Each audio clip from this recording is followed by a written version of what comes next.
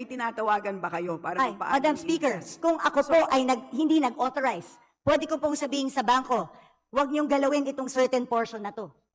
Because tandaan niyo, hindi mo pwedeng i-relate sa bangko to. Batas ito. May blanket kang pinirmahan sa bangko. Nung nagdeposito ka, alam mo na pwede niyong gamitin para invest. That's part of the contract you paid for when you opened the account. Pero ito, batas ito na pinasa natin na earmark ang certain fund for a certain thing. Wala tayong authority na binigay doon sa ating batas o habang may cash, habang hindi ginagamit, pwede nyo gamitin, national government, kung saan nyo gusto. Pag kinapos tayo, gamitin nyo na. O basta siguraduhin nyo, pagkakailangan ko na, ibalik nyo sa akin. Madam Speaker, Madam Sponsor, tama po ba na pwedeng gamitin ang earmark revenues ng national government wherever it pleases? Yun ang practice po ng natin. But let me explain. Madam Speaker, yung tanong ko po, hindi kung practice siya or hindi. Tama po ba na ginagamit natin ang earmarked revenues for other things other than specified in the law?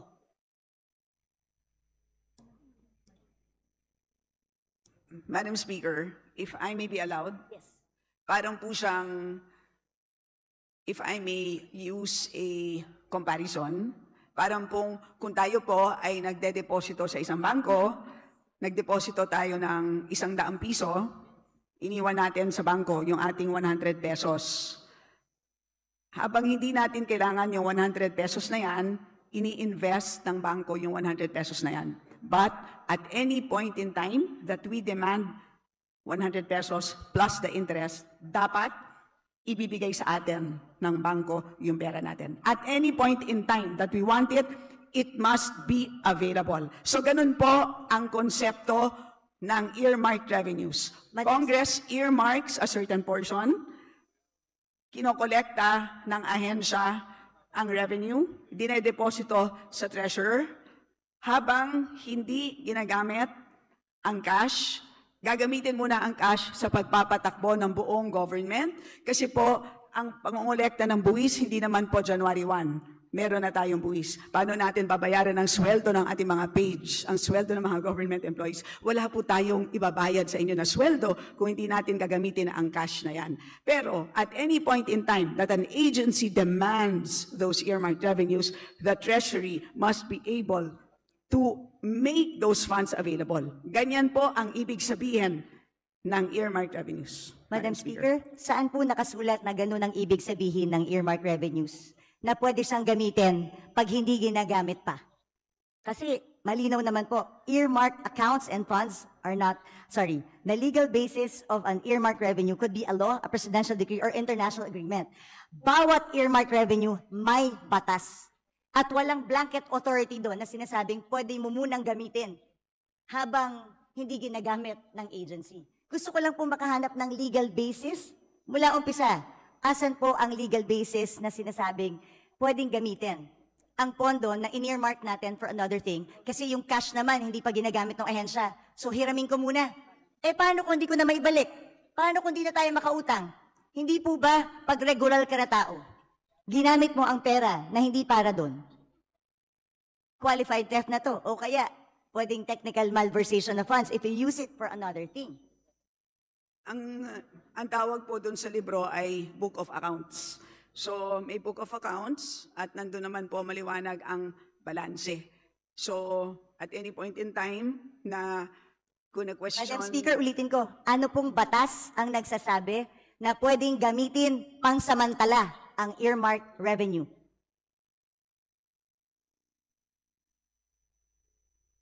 So hindi po ginagamit ang revenue. Maliwanag po yun.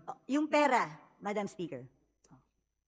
Saan po sinasabing batas na yung cash na nakolekta ng isang collecting agency para sa isang bagay na naka-earmark? Kaya po tayo nagpasa ng batas sa Kongreso. Gusto ko itong SUF para lamang sa free wifi. O meron na siyang 24 billion na cash na nakadeposito. Pero sabi nga, yung cash na to nawawala na kasi ginagamit siya habang hindi pa ginagamit ng free wifi. Hindi ko po talaga masettle sa utak ko kung paano pwedeng, kung ano, yun lang naman tinatanong ko, ano po bang batas ang nagsasabi, yung cash na para sa free wifi, pwede munang hiramin ng national government para gastusin sa ibang bagay nang hindi nagpapaalam sa tamang or walang proper documentation.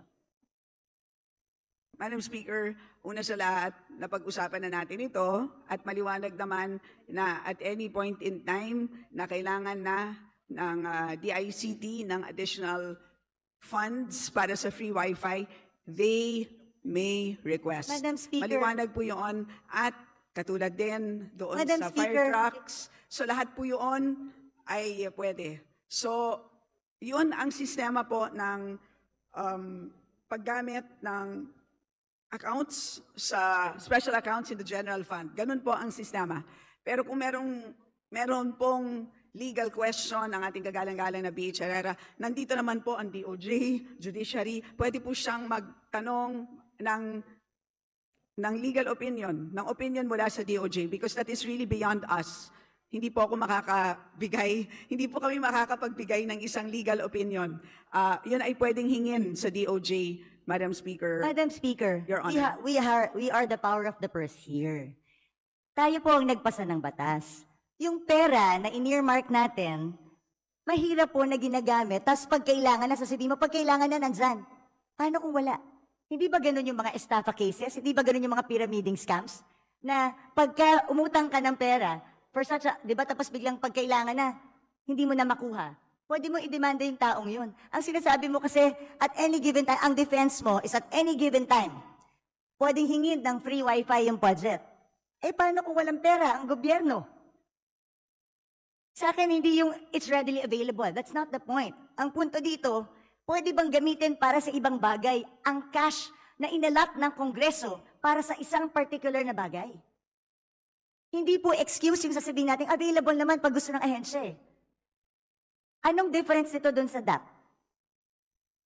Well, ang tawag po dito, Madam Speaker, ang tawag po dito ay cash management by the national government, and this is under Executive Order number 449. Yan po ang mandato ng ating National Treasury. So, kung meron pong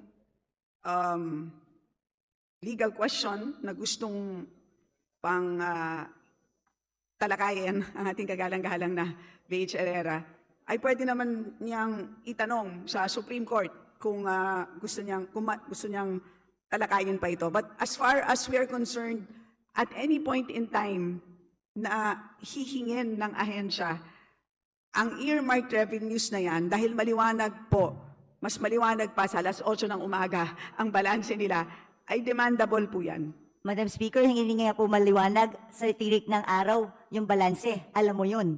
Hindi maliwanag kung magkano ang balanse ng mga earmarked revenues dahil natatraffic sa Bureau of Treasury. You and I both know that. Natatraffic ang kanilang balanse sa Bureau of Treasury because nagagamit ang pera tapos naghihintay ngayon ng balancing or reconciliation. Madam Speaker, this is not a legal question. It is also a management of cash question. Dahil at the end of the day, nangungutang nga tayo dahil kulang yung pera natin eh. So paano kung biglang may magandang programa ang isang departamento? Can we assure them that there's cash? So bigla tayong we earmark this certain, ini-earmark natin ito sa bawat use niya. Kasi gusto nating i-make sure that the money is there at lagi siyang pwedeng gamitin. Tandaan natin, if yung humihiram ng pera ang may control kung anong ibibigay niya, then magdadamot ako ngayon sa pagbibigay kasi ginagamit ko eh. So they have the control eh. If you have the control, di ba? Kunwari ikaw ang may control ng pera, kung ano ang pwede mong gamitin at hindi. Tapos may humihinging ahensya sa'yo. Kung ginagamit mo yung pera, hindi ka magiging generous sa ahensya ibigay kahit mayroon silang tamang programa. Kasi you're making use of the cash available. Maganda lahat yan, Madam Speaker. But again, ang end balance halimbawa as of June 30, 728.785 billion pesos. So malaking amount of funds. Isipin na lang po natin kung lahat po ito ay binagsak natin ngayon, lahat sa mga ahensya, sa totoo lang po, mabibilaukan silang lahat. Hindi nila kayang ma-absorb lahat ito. So may ganun din na problema. So that is actually part of the mandate of our national treasury, part of the mandate of the DBM, kailangan nilang i-manage yan. So, they cannot just flood all of these agencies with cash. So, yun po, that's how we understand the cash management mandate of these agencies, Madam Speaker. Madam Speaker, cash management does not mean gagastusin mo yung pera pag hindi ginagamit. There's a difference, Madam Speaker. I never said na i-flood natin ng agencies. I'm just simply saying you cannot use the money that's particularly earmarked for a certain project na sinaad natin sa batas. Pero again, I Madam did Speaker, not say na i-flood natin sila. But I'm saying, tama po ba na ginagamit natin yung pera na sinet aside ng isang batas na hindi pwedeng gamitin? Malinaw po ang batas. Bawat section, andito po yan, makapal po yan eh. Ilan ang earmarked revenues natin? Nakaspecify doon, nandun lang siya pwedeng gamitin. so Very again, specific. Alam ko po yung sinasabi niyong one fund concept. Do you know the history of one fund concept when it started, Madam Speaker, Madam Sponsor? what is the question? Yung one fund concept, because yan po yung sanina sinasabi niyo na ito yung cash management, may one fund concept, na yun ang sinasabi ng DOF na doon ginagamit. Kaya balikan natin yung history ng one fund concept. Ano ba ang pinanggalingan ng one fund concept, Madam Speaker, Madam Sponsor? Please enlighten the body, Madam Speaker. Galing po yun sa Presidential Decree 17, Presidential Decree pa yon during the time of President Marcos. Na lahat ng dormant accounts, yung mga off-budget accounts, yung mga lying around funds, yun ang pinagsama-sama. Wala po dong nakasulat any mention of earmarked revenues. At since 1977 pa po yung presidential decree na yun. Hindi pa po na-amend or napalitan ng panibago. Ang sa akin naman, gusto ko lang ilagay sa tama. Pwede naman nating lagyan sa special provision kung talagang gustong gamitin itong pondo na to.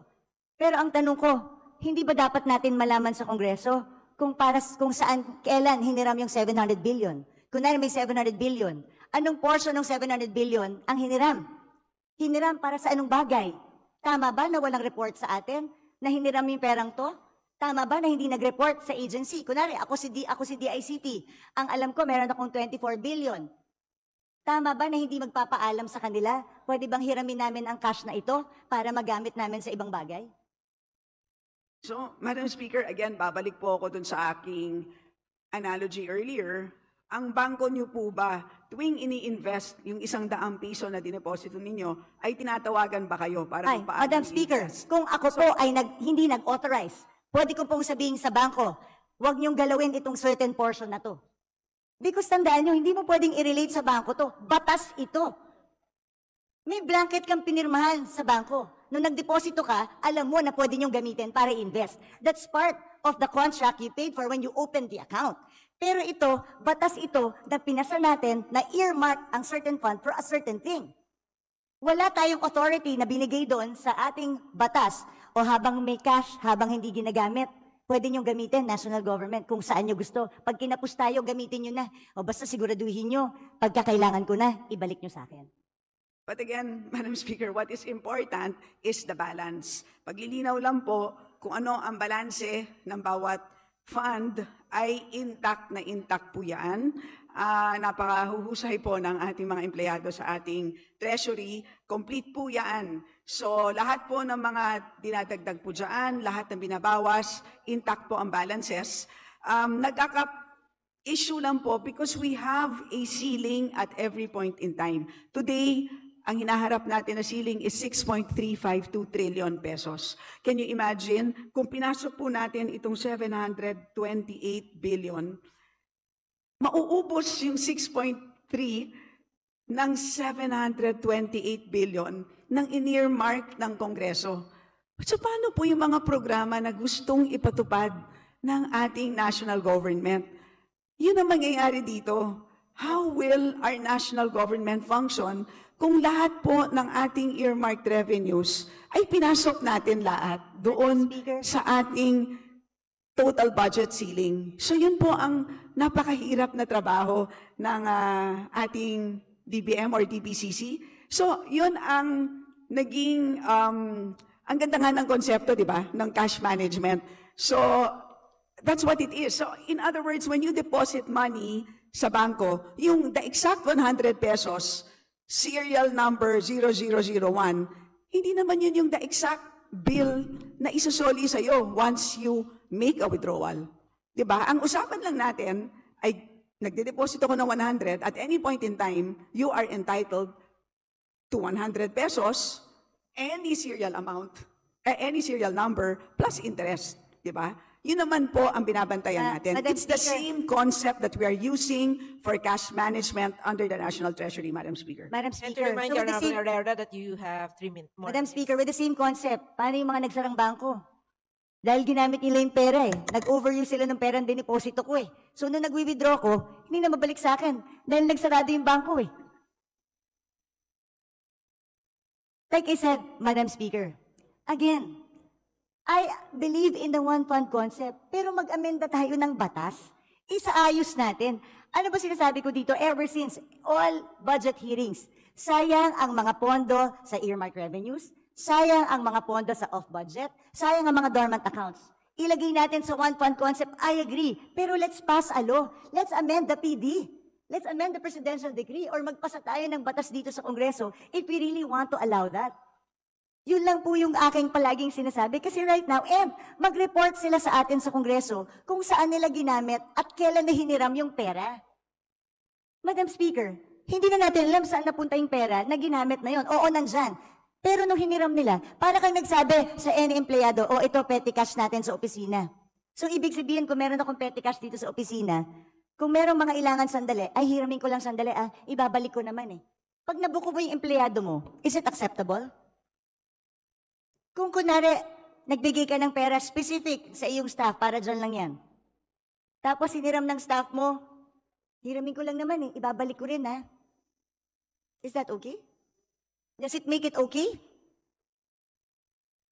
Madam Speaker, it is not the same situation. That is, I stand by my position that accounting-wise po, hindi naman ginagastos ang earmark revenue as long as hindi programmed. Intact po ang balances ng ating earmark revenues. Cash-wise, ay fungible naman po siya. So yun po ang sistema ng cash management. Kung may problema po ang ating kagalang-galang na BH Herrera, again, of course, she's free to file a resolution, file an inquiry, file or solicit an opinion from the DOJ. So, Madam Speaker, paano nga pag hindi na ibalik? Paano kung walang pera yung gobyerno? What happens now? Because ginamit natin for other things, pinambayad natin ng utang. Is that your last question, the Honorable Herrera? Well, I would like to put this on record dahil meron One pa more naman pong minute. second round. While the earmark revenues may be pooled to the general fund under the one concept, the fact that these are not readily available cash resources but an obligation suggests a shift from the one fund concept to misappropriation. The remittance of the earmark revenues recorded in special accounts has merely become a means to circumvent the purpose of earmarking, allowing physical possession and access to these earmark revenues, which under the Republic Act is, like you said, 700. So, Madam Chair, Madam Speaker, Madam Sponsor, sa akin ilagay po natin sa tama.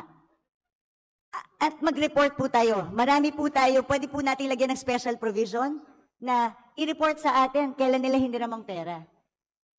Because hindi ko po talaga matanggap na pwedeng gamitin po yung pera na in-earmark natin for a specific thing, kahit ba hinihiram lang ito sandali.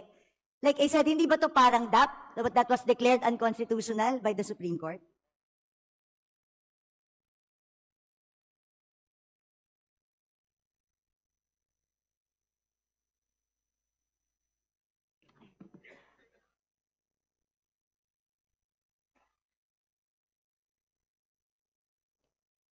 To the Honorable Stella, your final statement to the last queries of the Honorable Herrera. Yes, Madam Speaker, thank you for sharing your thoughts on the matter.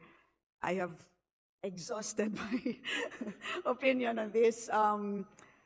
As I said, there's the DOJ, perhaps, who can weigh in on this, and the rest of the members on the matter. Majority Leader. Madam Speaker, basahin ko lang po itong Section 37 ng PD 1177. It states that even the presidential decree of the one fund concept does not even allow it. It says here, all monies appropriated for functions, activities, projects, and programs shall be available solely for specific purposes for which these are appropriated. Even the presidential decree na pinapapool lahat sa one fund concept, exception yung naka-appropriate for a specific thing. So, Madam Chair, Madam Speaker, I've exhausted my time. Meron pa namang ibang agencies, nandiyan pa yung DBM, DOJ. I'll just Again, continue. magkaiba po ang appropriation, which is an authority to spend, versus cash. Magkaiba po yun. That's my final statement. Madam Speaker, Thank you. well, anyway, susunod na po ako. Majority Leader.